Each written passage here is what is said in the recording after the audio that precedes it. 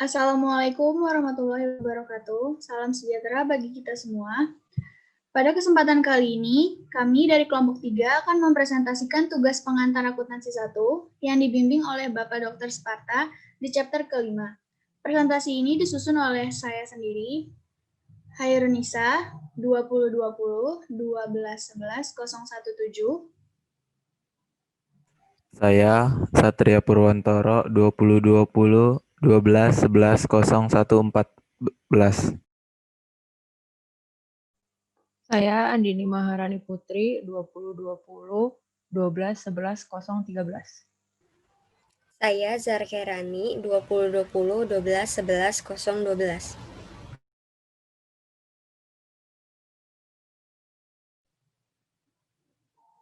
Di chapter kelima ini akan ada 6 materi yang akan kami sampaikan. Yang pertama ada operasi perdagangan, mencatat pembelian barang dagang, mencatat penjualan barang dagang, menyelesaikan siklus akuntansi, bentuk laporan keuangan, dan kertas kerja, dan sistem persediaan periodik. Membawa materi pertama saya serahkan kepada Zahra Khairani. Kepada Zahra dipersilakan. Yang pertama ada operasi perdagangan.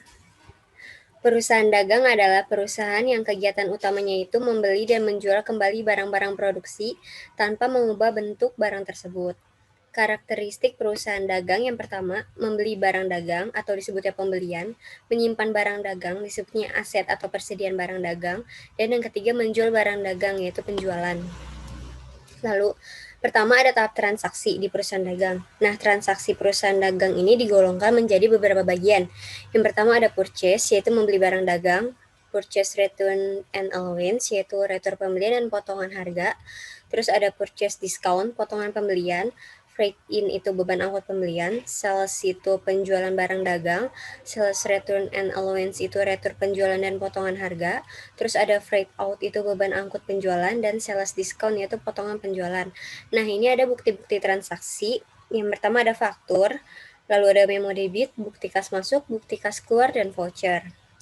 Lalu selanjutnya ada syarat-syarat pembayaran antara lain yang pertama, jika nanti di soal terdapat N/30, artinya itu pembeli harus melunasi harga barang paling lambat 30 hari setelah terjadi transaksi.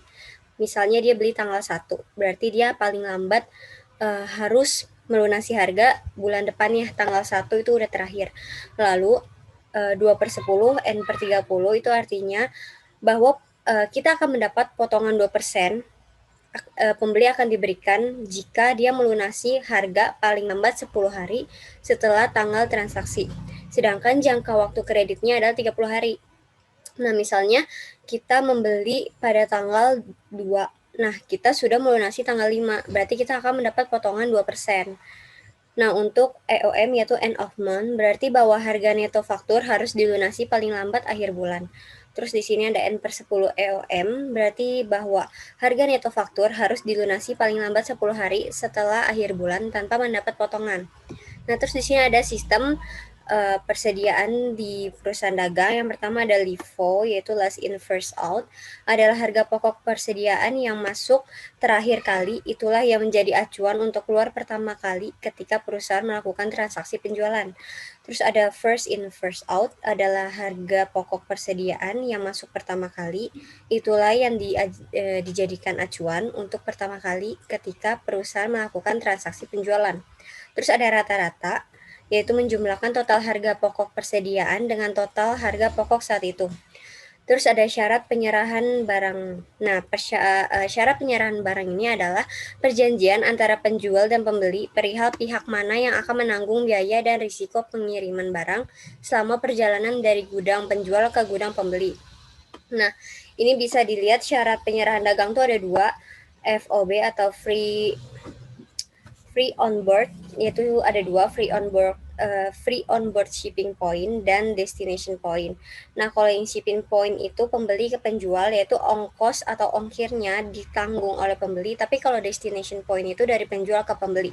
Penjual itu nganterin ke pembeli atau entah penjual itu yang menanggung ongkirnya. Terus ada analisis transaksi, ada 2, yaitu metode periodik dan perpetual. Ini analisisnya. Terus ada tahap pencatatan. Tahap pencatatan ini yang pertama ada jurnal.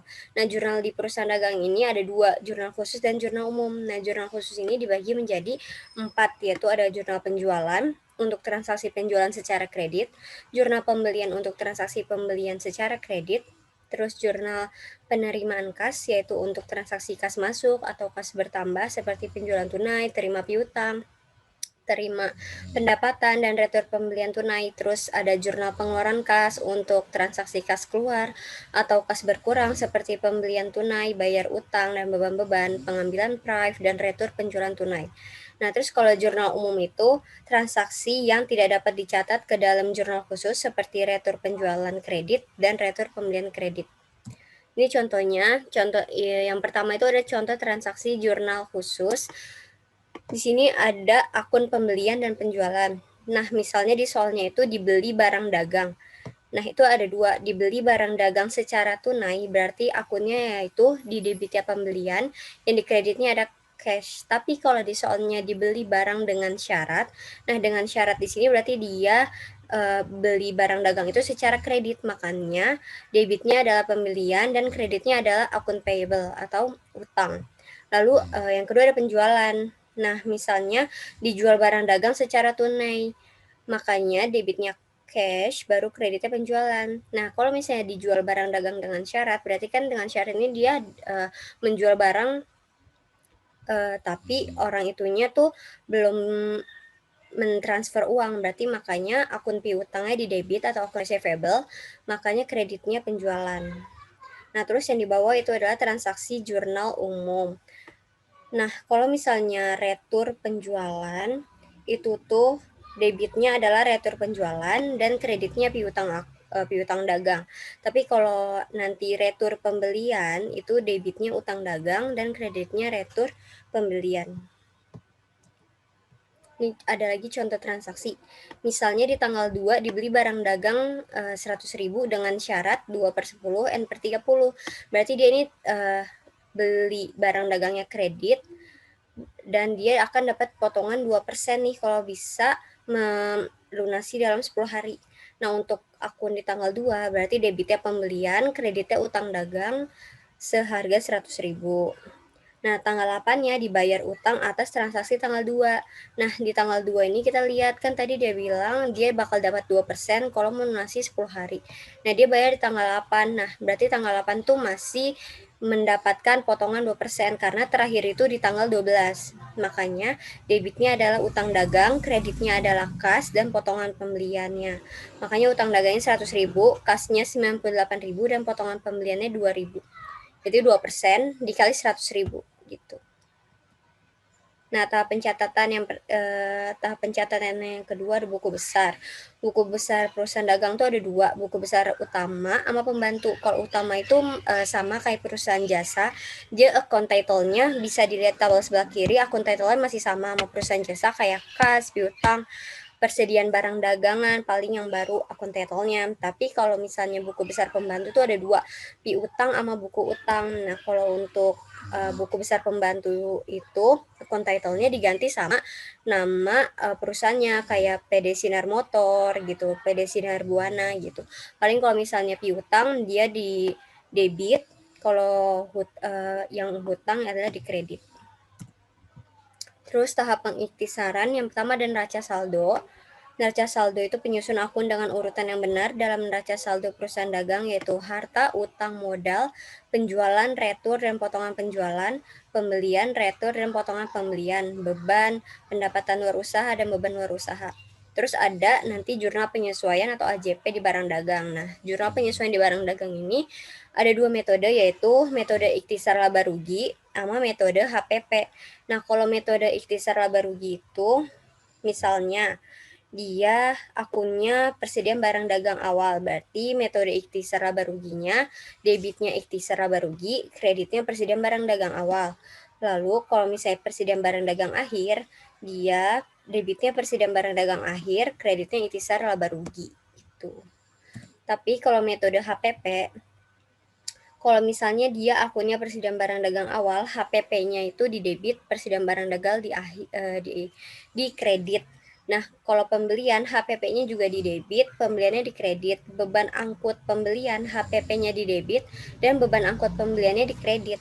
Nah, kalau retur pembelian, potongan pembelian, dan persediaan barang dagang akhir itu, semuanya di debit, tapi HPP-nya di kredit. Nah, ini bisa lihat di sebelah kiri tabelnya. Nanti kalau misalnya disatuin, jadinya seperti tabel di sebelah kiri, yaitu persediaan barang dagang awal, pembelian, beban angkut pembelian ada di kredit, dan HPP-nya di debit.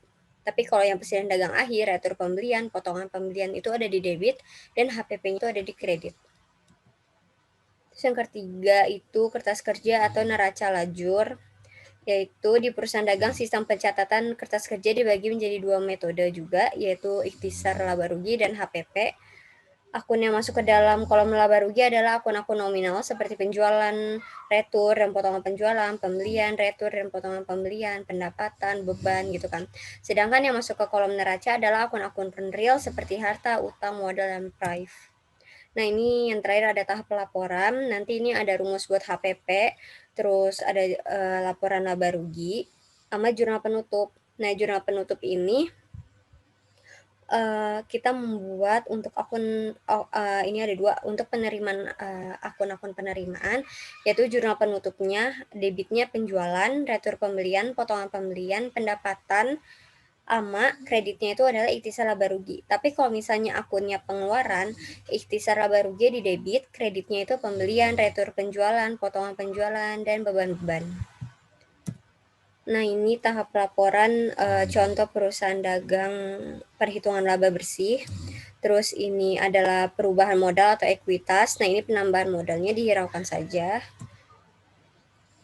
Oh ya, ini penambahan modalnya adalah 16.140, tapi di modal akhirnya nanti 45.116.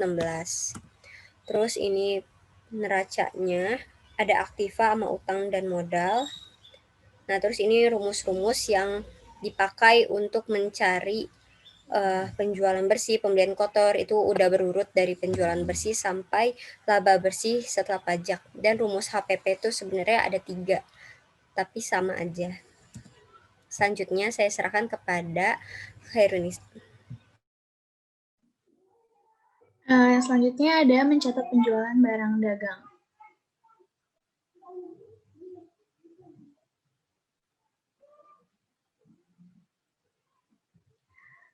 Yaitu ada sales return sama allowance. Returns dan tunjangan penjualan adalah akun kontra pendapatan yang dikurangkan dari penjualan. Akun ini akun penyesuaian penjualan yang mewakili pembelian barang dagang dari pelanggan yang pengurangan harga asli saat pelanggan menerima produk cacat. Atau retur dan tunjangan penjualan adalah akun kontra pendapat. Retur penjualan itu mengacu pada barang yang sebenarnya dari pelanggan karena produknya rusak atau salah kirim. Dalam laporan laba rugi, retur dan tunjangan penjualan dikurangkan dari penjualan bersama dengan diskon penjualan untuk sampai dalam penjualan bersih. Selanjutnya, penjualan merchandise biasanya mengizinkan pelanggan untuk mengembalikan barang yang rusak atau tidak memuaskan karena berbagai alasan, seperti warna yang salah, ukuran yang salah, gaya yang salah, atau jumlah yang salah. Retur penjualan adalah barang penjualan yang dikembalikan oleh pembeli. Setelah tunjangan penjualan, pengurangan diri harga ketika pelanggan terus barang tetapi tidak puas untuk sejumlah alasan. Penjual mencatat retur penjualan dan tunjangan penjualan dalam akun retur dan tunjangan penjualan terpisah. Akun retur dan potongan penjualan adalah akun kontra pendapatan untuk penjualan yang mencatat harga jual barang dagang yang dikembalikan oleh pembeli dan pengurangan harga jual yang diberikan. Selanjutnya, ini ada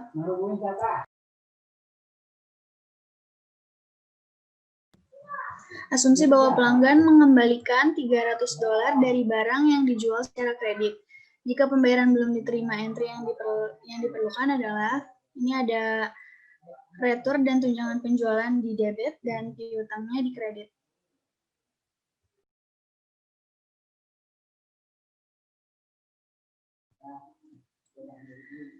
Kalau ini ada asumsikan bahwa pelanggan telah membayar akun dan penjual memberikan pengembalian uang tunai kepada pelanggan. Sekarang kreditnya adalah tunai daripada ke piutang. Jika pelanggan telah mengambil diskon 2% saat membayar akun, perusahaan akan mengembalikan harga jual kepada pelanggan dikurangi jumlah diskon penjualan. Misalnya, jika pelanggan mengembalikan barang yang dijual seharga $300, di mana telah diambil diskon 2%. Entry-nya akan dibuat seperti akunnya ada retur dan tunjangan penjualan pada debit. Di debit dan terus ada kredit di tunai sebesar 300 dikurang 6. Dan diskonnya ini ada 2%, yaitu 6 jadinya. 300 dikurang 6 jadinya 294 di kredit, dan diskon penjualannya 6 di kredit juga. Selanjutnya ada sales discount. Sales discount adalah akun kontra pendapatan yang disajikan sebagai pengurangan dari penjualan dalam laporan laba rugi menjadi penjualan bersih. Hitungannya juga dapat disajikan dalam catatan atas laporan keuangan. Ini ada penjualan dikurangi diskon penjualan yaitu 60.000 dan pada retur dan tunjangan penjualan sebesar 20.000. Penjualan bersihnya jadi $780.000. Selanjutnya ada dua jenis diskon. Yang pertama ada diskon perdagangan dan ada diskon tunai. Diskon perdagangan mengacu pada pengurangan langsung harga produk yang dijual ke pasar dagang grosir ketika mereka membeli dalam jumlah besar. Kalau diskon tunai diberikan kepada pelanggan untuk pembayaran lebih awal. Diskon penjualan mengacu pada pengurangan jumlah yang harus dibayar sebagai akibat dari pembayaran awal. Karenanya, terkait dengan diskon tunai, diskon perdagangan tidak dicatat sebagai diskon penjualan. Mereka dihapus langsung saat merekam penjualan. Dengan kata lain, jumlah yang dicatat sebagai penjualan selalu bersih setelah dikurangkan diskon perdagangan. Persyaratan kredit seringkali dinyatakan dalam urutan berikut. Diskon perdagangan dilakukan dengan diskon perdagangan 10. Contohnya 10%, 2/15, atau N/30. Ini berarti penjualan membayar dalam waktu 15 hari dan juga jangka waktu kredit maksimum yang diperbolehkan adalah 30 hari. Contohnya ada Marco Company menjual barang dagangan ke Grey Corp dengan harga jual total $90.000. Perusahaan diberi waktu 60 hari untuk membayar jumlah tersebut, namun Grey akan diberi diskon 5% jika pembayarannya dilakukan dalam 10 hari. Entry jurnalnya, pencatatannya adalah piutang pada penjualan, yaitu $90.000 pada penjualan $90 di kredit.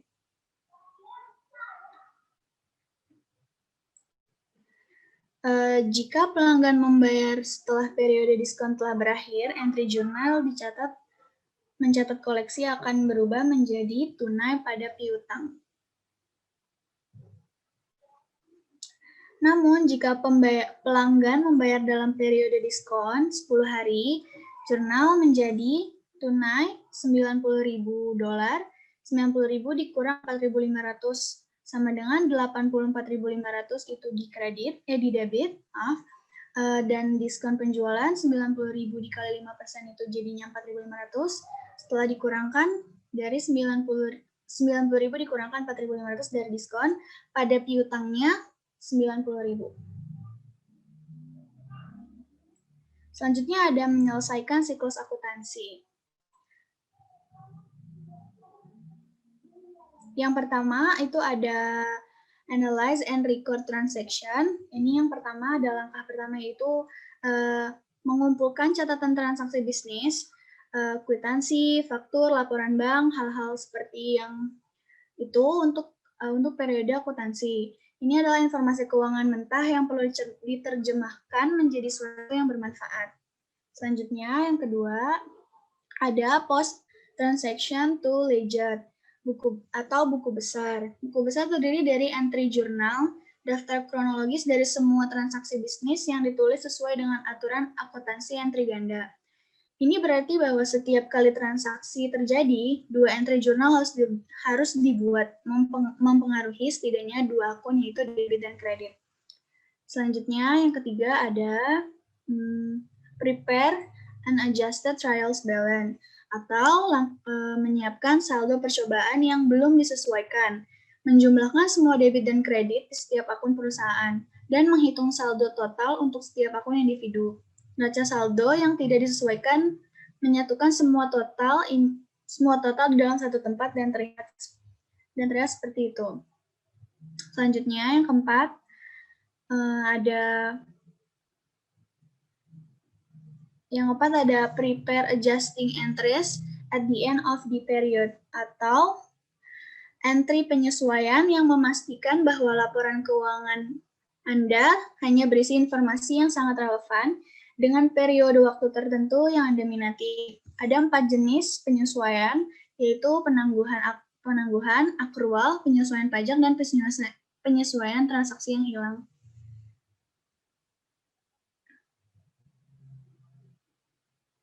Yang kelima ada prepare an adjusted trials balance, yaitu setelah Anda memposting semua entry penyesuaian Anda, inilah waktu untuk membuat saldo percobaan lain. Kali ini dengan mempertimbangkan semua entry penyesuaian yang telah Anda buat.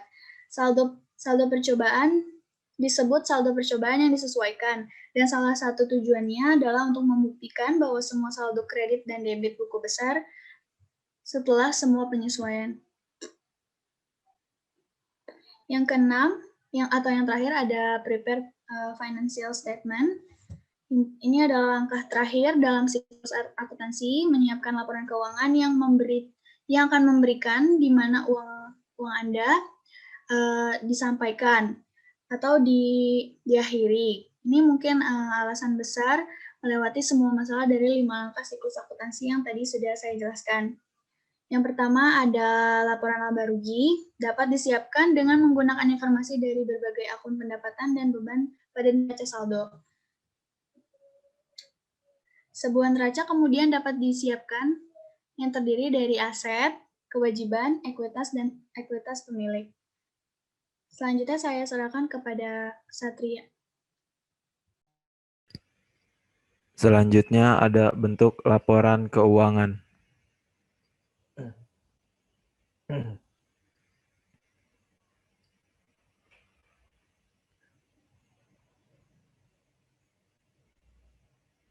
Lemot, bentar.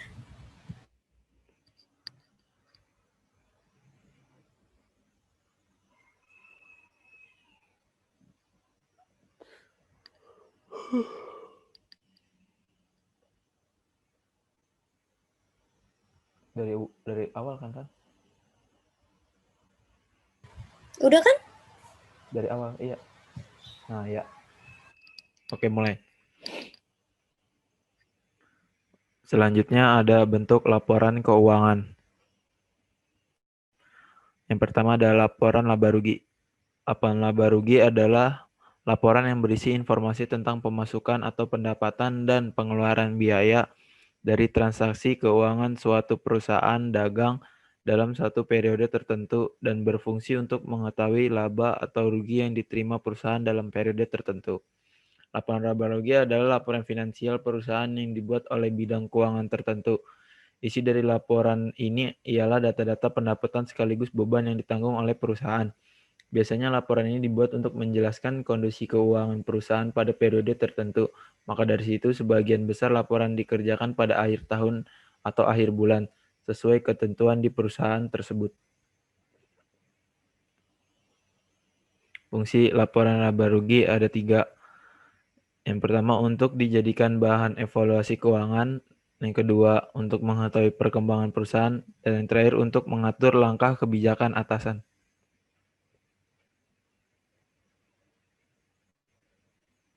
Ini ada contoh laporan laba rugi. Selanjutnya ada laporan perubahan modal. Laporan perubahan modal adalah ikhtisar tentang perubahan modal suatu perusahaan yang terjadi selama periode tertentu dan merupakan pelengkap atas penyajian laporan keuangan secara keseluruhan.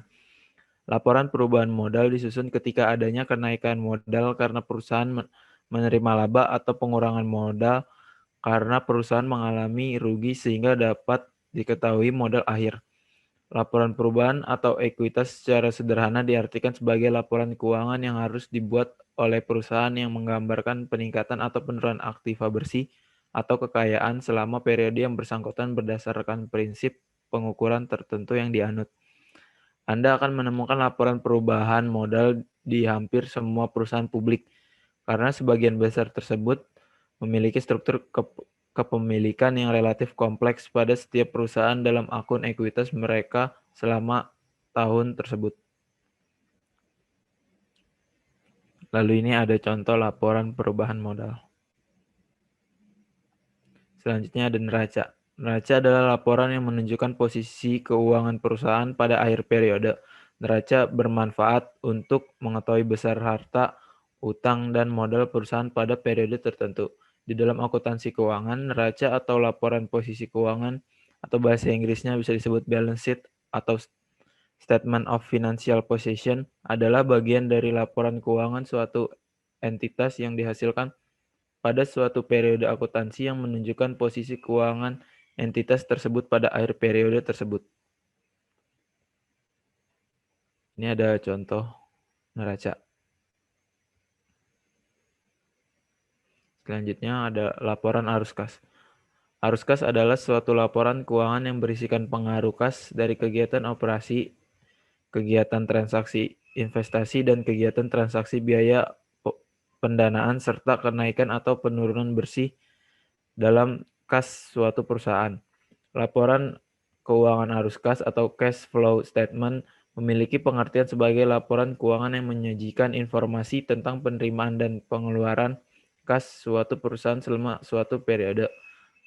Hal yang biasa dijadikan atau digambarkan dalam laporan keuangan arus kas atau cash flow statement meliputi jumlah kas yang diterima, seperti pendapatan tunai dan investasi tunai dari pemilik, serta jumlah kas yang dikeluarkan perusahaan, seperti beban-beban yang harus dikeluarkan, pembayaran utang, dan pengambilan prive.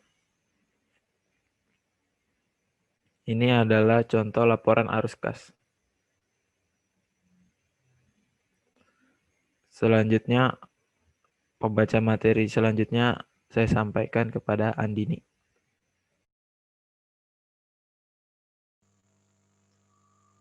Appendix 5A, kertas kerja untuk perusahaan dagang. Langkah-langkah dalam menyiapkan lembar kerja untuk perusahaan merchandising sama dengan langkah-langkah untuk perusahaan jasa. Ilustrasi di samping menunjukkan kertas kerja untuk PW Audio Supply, tidak termasuk item yang tidak beroperasi, akun unik untuk merchandiser yang menggunakan sistem persediaan perpetual berwarna merah, yaitu ada inventory, ada sales revenue, sales return and allowance, sales discount, and cost of goods sold.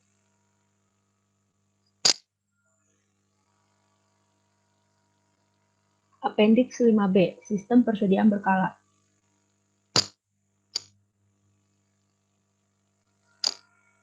Yang pertama itu untuk menentukan harga pokok penjualan dalam sistem berkala.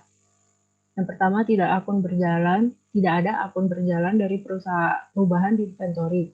Yang kedua, persediaan akhir ditentukan oleh hitungan fisik. Yang ketiga, harga pokok penjualan tidak ditentukan sampai akhir periode. Jadi rumusnya itu adalah inventory awal ditambah harga pokok yang dibeli, itu menghasilkan harga pokok barang tersedia untuk dijual. Lalu dikurangi dengan inventory akhir yang menghasilkan harga pokok penjualan. Ini merupakan cost of goods sold, contoh untuk menghitungnya itu.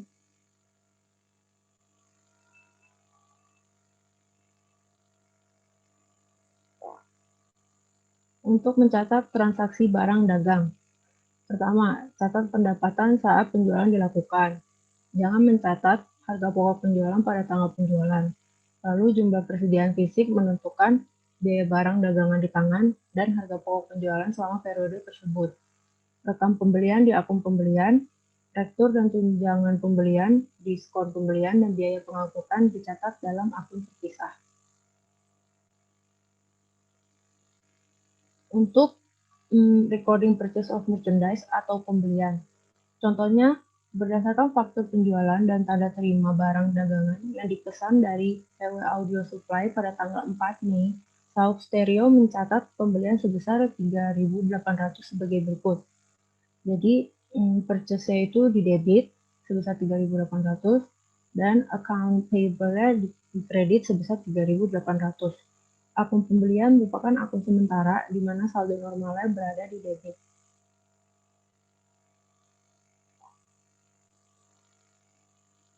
Untuk mencatat freight cost atau biaya angkut. Ketika pembeli secara langsung menanggung biaya pengiriman, maka akan mendebit akun freight in atau transportation in. Contohnya, jika Sauk membayar perusahaan angkut Tan Acme sebesar 150 untuk biaya pengiriman atas pembeliannya dari PW Audio Supply pada tanggal 6 Mei, entry di buku Sauk adalah freight in pada debit sebesar 150, lalu cash pada kredit sebesar 150. Seperti pembelian, freight in merupakan akun sementara di mana saldo normalnya berada di debit.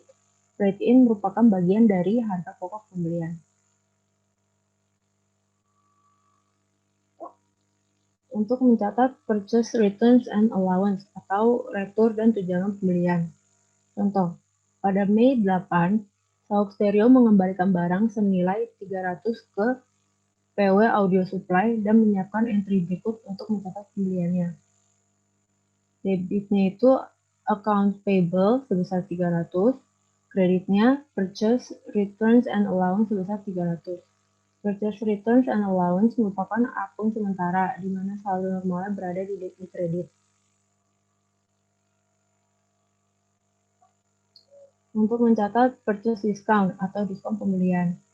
Contoh, pada tanggal 14 Mei, Sauk Stereo membayar saldo yang jatuh tempo kepada PW Audio Supply, mengambil potongan tunai 2% yang diizinkan oleh PW Audio untuk pembayaran dalam waktu 10 hari. Sauk Stereo mencatat pembayaran dan diskon sebagai berikut. Debitnya itu account payable 3.800 dikurang 300. Kenapa dikurang 300? Karena tadi dia mengembalikan barang. Jadi debitnya itu 3.500. Lalu purchase discount. Purchase discount itu di kredit sebesar 3.500 dikali 0,02%, yaitu 70. Lalu cash-nya juga di kredit sebesar 3.430. Purchase returns and allowance merupakan akun sementara di mana saldo normalnya berada di kredit. Untuk mencatat sales of merchandise atau penjualan. Contoh, PW Audio Supply mencatat penjualan merchandise senilai 3.800 ke Sauk Stereo pada tanggal 4 Mei. Faktur penjualan nomor 731 sebagai berikut. Account receivable-nya itu di debit sebesar 3.800, lalu sales revenue-nya di kredit sebesar 3.800.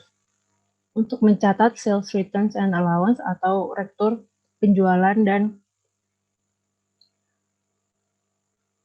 rektur penjualan, contohnya itu untuk mencatat pengembalian barang yang diterima dari Sauk Stereo pada 8 Mei, PW Audio Supply mencatat pengembalian penjualan sebesar 300 sebagai berikut. Sales and returns allowance di debit sebesar 300, lalu account receivable-nya di kredit sebesar 300. Untuk mencatat sales discount atau diskon penjualan. Contohnya, pada tanggal 14 Mei, PW Audio Supply menerima pembayaran sebesar 3.430 secara kredit dari Sauk Stereo. PW Audio mengakui diskon tunai 2% dan mencatat pembayaran piutang Sauk secara penuh sebagai berikut. Cash-nya itu di debit sebesar 3.430, lalu sales discount-nya juga di debit. Sales discount-nya itu di kredit. Sales discount-nya itu di debit sebesar 70, yaitu dari 3.500 dikali 0,02%. Terus account receivable-nya itu di kredit sebesar 3.500. Ini kalau dikomparasi antara sistem perpetual sama periodik. Untuk pembelian itu bisa dilihat di situ sama penjualan perbedaannya.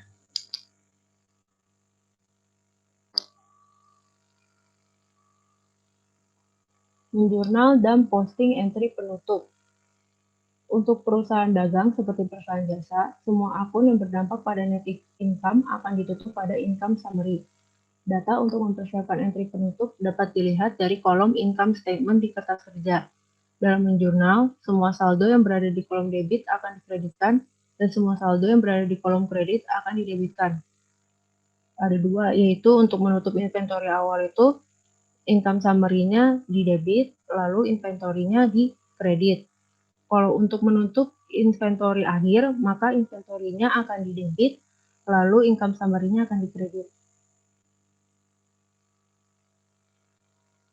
Penggunaan kertas kerja ini di samping ini tuh bisa dilihat ini kertas kerja untuk sistem periodik.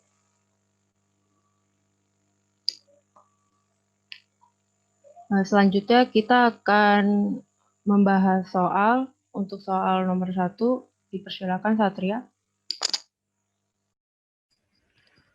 Ya, yang pertama soalnya. Data lembar kerja untuk interior tie disajikan di E4.2. Instruksinya. Yang A, buat jurnal penutup pada tanggal 30 April. Yang B, posting entry penutup ke ringkasan pendapatan dan laba ditahan gunakan T-account.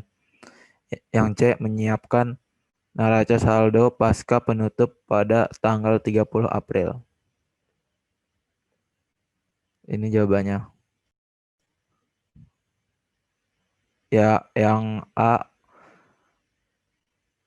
pada tanggal 30 April, service revenue pada income summary saldonya 17.590.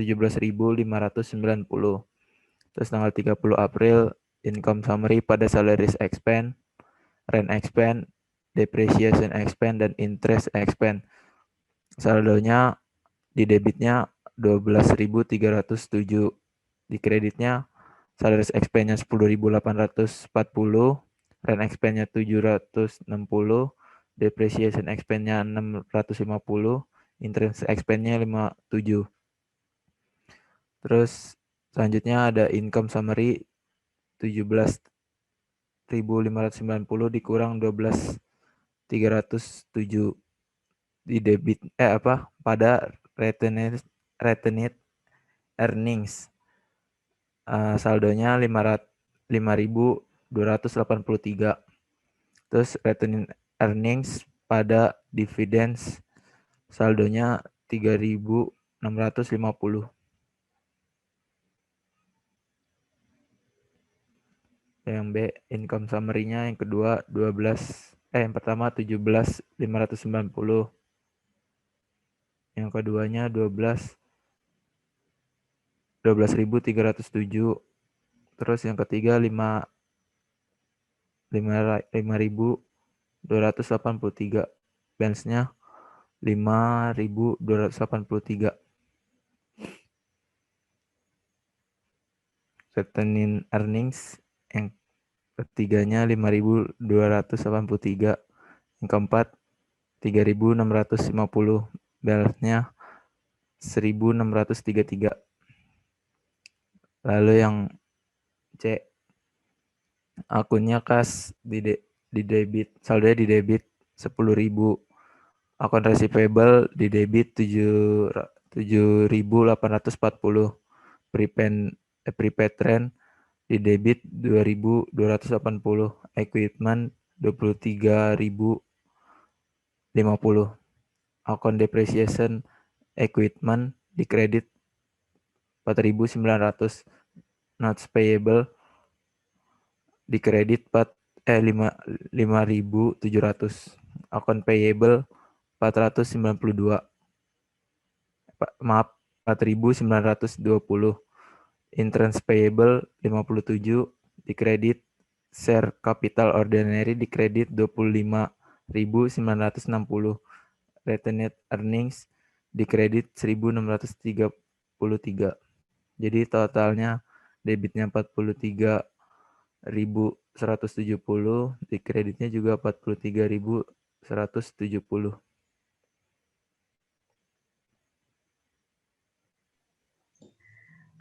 Pembahasan soal yang kedua yaitu di M4.13, perusahaan Petel memiliki akuntan yang tidak berpengalaman. Selama 2 minggu pertama bekerja, akuntan membuat kesalahan berikut dalam membuat jurnal transaksi. Semua entry telah diposting sebagai dibuat. Tanggal 1 itu ada pembayaran kredit senilai $750 kepada kreditur dan didebit ke hutang usaha senilai $570 dan dikreditkan ke kas sebesar $570. Tanggal 2 ada pembelian persediaan secara kredit sebesar $560, didebit ke perawatan sebesar $56 dan dikreditkan ke hutang usaha sebesar $56. Tanggal 3 ada dividen tunai senilai $500, didebit ke gaji dan beban gaji senilai $500 dan dikreditkan ke kas sebesar $500. Instruksinya adalah menyiapkan entry koreksi. Entry koreksinya tanggal 1 itu jadinya ada di account payable pada kas. Account payable-nya sebesar 180, di cash-nya juga 180. Kenapa 180? Karena 750 dikurang 570 sama dengan 180. Di tanggal kedua itu ada supplies pada equipment dan account payable. Di supplies-nya ada 560, equipment-nya 56, account payable-nya ada 504. 504 didapat dari 560 dikurang 56 sama dengan 504. Tanggal 3 ada Petel Capital Ordinary di 500 debit dan salaries and wages expense di kredit sebesar 500. Menjadi entry yang telah disesuaikan.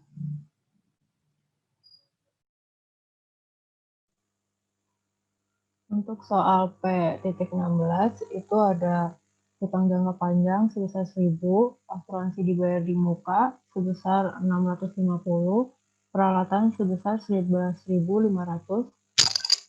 berbagi investasi atau itu merupakan jangka panjang sebesar 264, investasi hutang merupakan jangka pendek sebesar 3.690, wesel bayar yang jatuh tempo tahun 2021 sebesar 500, tunai atau cash sebesar 2.668, akumulasi penyusutan peralatan sebesar 5.655,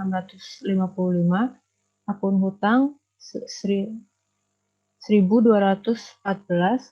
wesel bayar yang jatuh tempo setelah 2021 sebesar 400, bagikan modal biasa sebesar 11.455, pendapatan yang disimpan sebesar 1.500, piutang sebesar 1.696, inventorinya sebesar 1.256.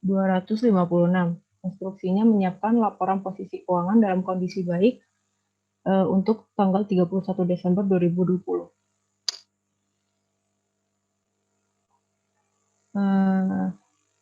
Jadi untuk asetnya itu dibagi menjadi 3. Salah satunya property, plant, and equipment, yaitu ada equipment sebesar 11.500, lalu dikurangi dengan account depreciation equipment sebesar 5.655, maka equipment itu tersisa 5.845. Untuk long term investment ada share investment sebesar 2.264, lalu untuk current asset ada prepaid insurance sebesar 650, inventory-nya 1.256, account receivable-nya 1.696, investasi hutang sebesar 3.690, lalu cash-nya ada 2.668. Lalu jika dijumlahkan, current asset-nya itu berjumlah 9.960. Nah, itu dijumlahkan semuanya, property plant, equipment, long term investment, sama current asetnya semuanya dijumlahkan, maka akan mendapatkan total aset sebesar 16.069. Lalu untuk equity dan liabilities itu dibagi menjadi 3. Untuk equity ada share capital ordinary sebesar 11.455 dan retained earnings 1.500. Lalu jika dijumlahkan akan mendapatkan 12.955. Untuk non-current liabilities ada long-term debt yaitu sebesar 1.000, lalu notes payable sebesar 400. Dan jika dijumlahkan akan mendapatkan 1.400. Untuk current liabilities ada notes payable sebesar 500 dan account payable sebesar 1.214. Jika dijumlahkan akan mendapatkan 1.714. Lalu equity dan liabilities baik non-current atau current itu semuanya dijumlahkan dan akan mendapatkan 16.069.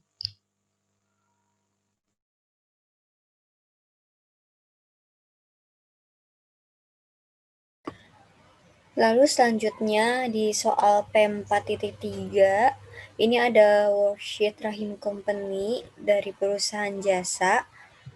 Instruksinya buatlah income statement, retained earnings, dan laporan keuangan akhir atau statement for financial position.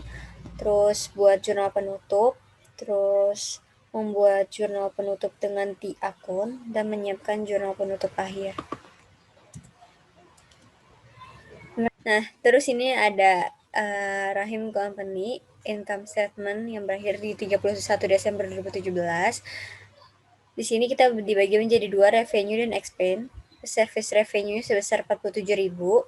Expense-nya terbagi menjadi maintenance and repair expense-nya 4.100, depreciation expense-nya 3.300, insurance expense-nya 2.400, sellers and wage expense-nya 35.200, utilities expense-nya 4.000. Nah, expense-nya, total expense-nya itu 49.000, sedangkan service revenue-nya 47.000, maka menjadi net loss, yaitu net loss-nya 2.000. Lalu retained earnings-nya, di sini kita bisa lihat di RE awalnya di worksheet-nya, yaitu 9.700, terus yang tadi net loss-nya sebesar 2.000, dividends-nya sebesar 4.000, sehingga 9.700 dikurangi 2.000 dikurangi 4.000, retained earnings ending-nya yaitu 3.700. Lalu di sini ada Rahim Company Statement of Financial Position pada tanggal 31 Desember 2017. Asetnya yaitu cash sebesar 6.200, account receivable 7.500, prepaid insurance-nya 600, dan di sini equipment-nya 33.000 dikurangi sama accumulated depreciation equipment-nya 9.900 menjadi 23.100. Dijumlahkan sehingga menjadi total asetnya 37.400.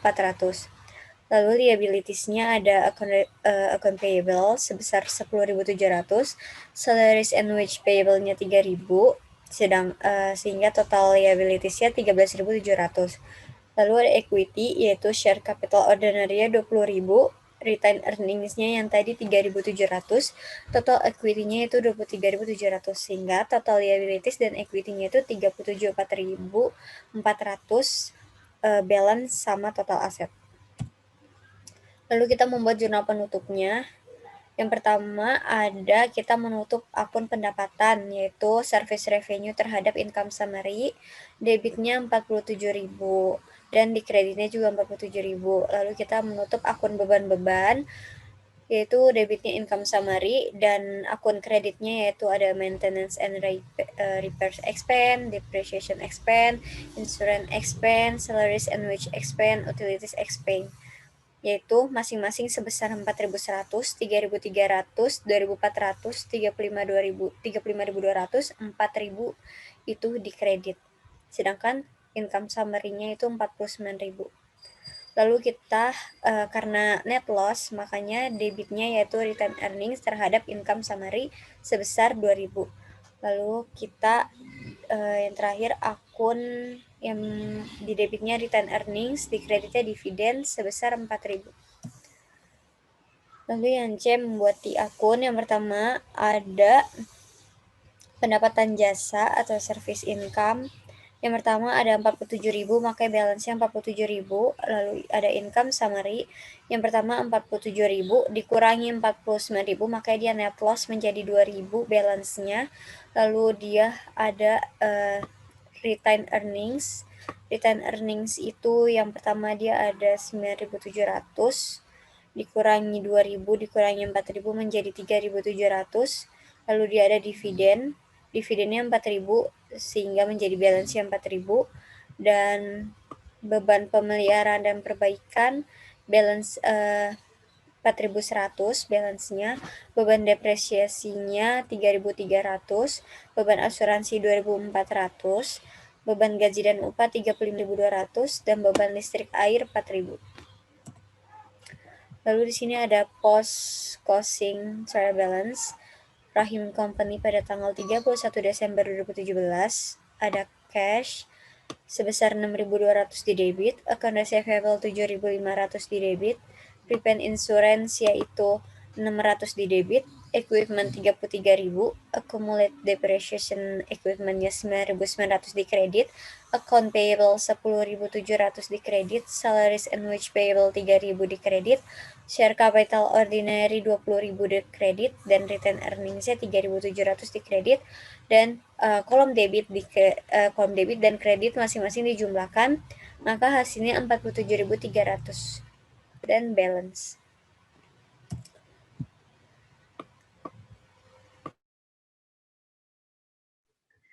Sekian presentasi dari kelompok kami, kurang lebihnya mohon maaf. Wassalamualaikum warahmatullahi wabarakatuh.